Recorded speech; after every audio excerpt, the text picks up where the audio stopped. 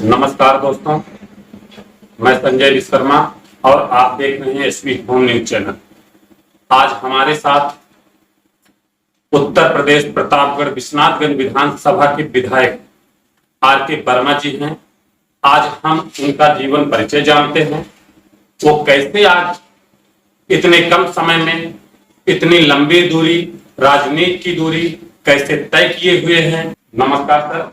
जी नमस्कार सर, आज जनता के बीच आपका जो इतने कम समय में इतनी लंबी दूरी, आज एक मौजूदा विधायक है, तो कैसे आप मतलब सफर इतना जल्दी और कैसे तय किया आपने? देखिए, व्यक्ति बचपन में एक सपने को लेकर के चलता है और सपने को साकार करने के लिए उस दिशा में परिश्रम करता है। मेरा जन्म एक किसान परिवार में हुआ। मेरे पिताजी एक साधारण से अध्यापक और प्राथमिक शिक्षा के बाद जब मैं इलाहाबाद विश्वविद्यालय आया और उस समय दुनिया की राजनीतिक दशा के बारे में, क्योंकि इलाहाबाद विश्वविद्यालय एक बड़ी राजनीतिक धरोहर के रूप में जानी जाती है और मेरे मन में भी ये पीड़ा थी। मैं एक ऐसे जनपद से था जो सामंतवादियों के गढ़ के रूप में जाना जाता था और मुझे यह महसूस होता था कि देश के आजाद हुए एक लंबा अरसा गुजरने के बाद भी जनपद प्रतापगढ़ में या तो राजे रजवाड़े परिवार या तो गुंडे अपराधी माफिया परिवार राजनीति में आए। मुझे लगा कि जिन लोगों ने देश को आजाद कराया, अपनी कुर्बानी दी, निश्चित रूप से अगर उनकी आत्माएं हमारे बीच में है तो वह दुखी होंगे। लोकतंत्र का मतलब जब तक सरकार जनप्रतिनिधि जनता के लिए ना हो और जनता और जनप्रतिनिधि के बीच में कोई दूरी ना हो, तब तक लोकतंत्र के मायने पूरे नहीं होंगे। तब से मेरे मन में ये बात आई कि मुझे अवसर मिला तो मैं लोकतंत्र के मंदिर में जरूर जाऊंगा और जनपद प्रतापगढ़ का प्रतिनिधित्व जरूर करूंगा। मेरा इलाहाबाद विश्वविद्यालय के बाद मैं CPMT क्वालिफाई करके डॉक्टर बनने के बाद, कुछ नौकरी करने के बाद मैंने अपना स्वयं का अस्पताल संचालित किया और उसके बाद मुझे लगा कि मुझे अब राजनीति की पहल करनी चाहिए। मैंने राजनीति में एंट्री किया और जनता के सहयोग से मैं हमेशा गरीब, उपेक्षित, वंचित, शोषित समाज के लोगों के साथ खड़ा रहा। उनको न्याय दिलाने के लिए मैंने हमेशा संघर्ष किया और जिसका परिणाम रहा है कि उनका विश्वास मेरे ऊपर था। मेरे सामने बड़े बड़े राजनीतिक शख्सियत चुनाव लड़ी, बड़े बड़े राजनीतिक परिवार के लोग चुनाव लड़े, लेकिन जनता ने मुझ पर विश्वास जता करके मुझे उत्तर प्रदेश की विधानसभा में दूसरी बार भेजा है और मेरी पूरी कोशिश है कि मैं प्रतापगढ़ के उस परिदृश्य को बदल सकूं जहां पर एक आम नागरिक भी विधानसभा और लोकसभा में जाने का साहस रख सके। और निश्चित रूप से आज वो प्रक्रिया लगभग बदल गई है।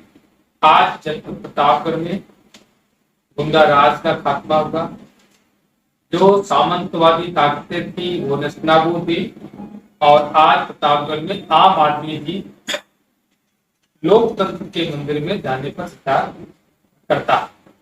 और आप जैसे एक डॉक्टर हैं, आपके पास हॉस्पिटल है, आप डॉक्टर हैं, पेशे से आप डॉक्टर हैं, डॉक्टर बनकर भी आप सेवा कर सकते थे। आप राजनीति में ही आकर के सेवा करना ऐसा क्यों आप उचित समझे? देखिए, चिकित्सक बन करके मैंने भरपूर सेवा करी और जब तक मैंने केवल प्रैक्टिस करी, गरीबों की खूब सेवा करी और आज भी मेरा अस्पताल गरीबों के लिए चैरिटेबल हॉस्पिटल की तरह से ही सेवा देता है। मैं इस बात से संतुष्ट हूँ कि आज वो अस्पताल गरीबों की सेवा कर रहा है।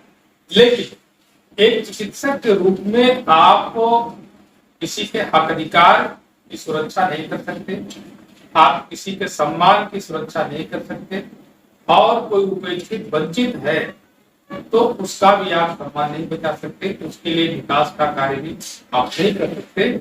और निश्चित रूप से जो हमारे भारत के लोकतंत्र में विधायिका सर्वोच्च है और विधायिका के द्वारा आप किसी के अधिकार को संरक्षित कर सकते हैं।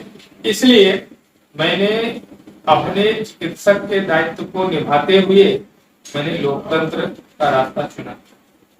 और सर, जो आज आप मौजूदा विधायक हैं, आपके विधायक समय में, कार्यकाल समय में जो आज सरकार की योजनाएं चल रही हैं, तो सरकार की योजनाएं आप कहां तक मानते हैं और कितना आपके इसमें कितना पहुंचाया गया है, कितने लोगों को मिला है, इसका कुछ आप मतलब कार्यभार में कि कितनी योजना अभी तक मिली है और कितना अभी तक पहुंची नहीं है, इसके बारे में कुछ आप मतलब योजना के बारे में आप बताएंगे? देखिए, जो सरकार का नीतिगत फैसला होता है वह योजनाएं तो लगभग हर जनपद में उसके लिए कार्यपालिका साथ में लगी होती है तो उसका क्रियान्वयन कराया जाए। लेकिन सच्चे मायने में जो विकास होता है वो नीतिगत फैसलों से हट करके आप अपने प्रयास से कौन सी बड़ी योजनाएं ला सकते हैं, वह योजनाएं हर विधानसभा हर क्षेत्र के लिए नहीं होती है, वह प्रयास के परिणाम से फलित होती है। तो जो सरकार का नीतिगत फैसला है वो तो मेरी विधानसभा के साथ साथ सभी विधानसभाओं में हो रहे हैं। जैसे आप उदाहरण ले सकते हैं, अगर सरकार ने फैसला लिया कि हम किसानों की ऋण माफी करेंगे तो ऋण माफी की योजना पूरे उत्तर प्रदेश में फलीभूत हुई है और किसानों से लाभान्वित हुआ है। अगर स्वच्छ भारत मिशन के तहत एक डाटा पर लोगों के घर में शौचालय बनाने की बात करी गई तो नीतिगत फैसला था, वो पूरे उत्तर प्रदेश में ही पूरे भारत में पहुंचा है।